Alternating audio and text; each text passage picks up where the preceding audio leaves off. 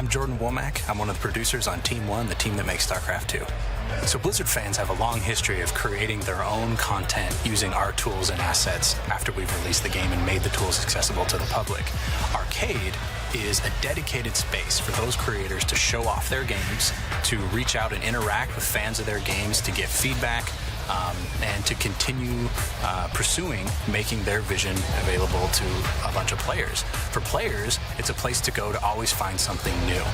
So when players come to check out Arcade, they're going to find a lot of things that I think people are familiar with and are really popular genres, like Dota games, action RTS kind of experiences. There's a lot of stuff going on in the tower defense genre. And then there's stuff where people have got their brand new wacky ideas, everything from doing a new storyline around the StarCraft campaigns to RPG games where you're building a character and going on long story-based adventures, and even new forms of gameplay. We see interesting kind of out-of-the-box stuff all the time, and that's one of the things that's most exciting about exploring games in Arcade.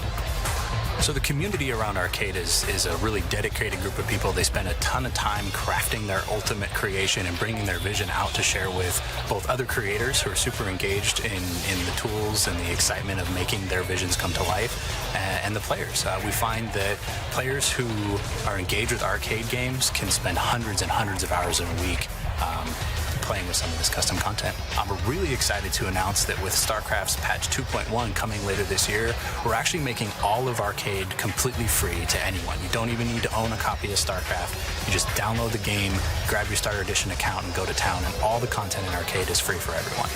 On a day-to-day basis, what's most exciting about Arcade is there's always something fresh.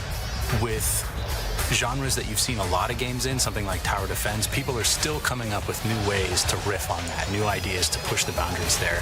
And you see those ideas from the very beginning.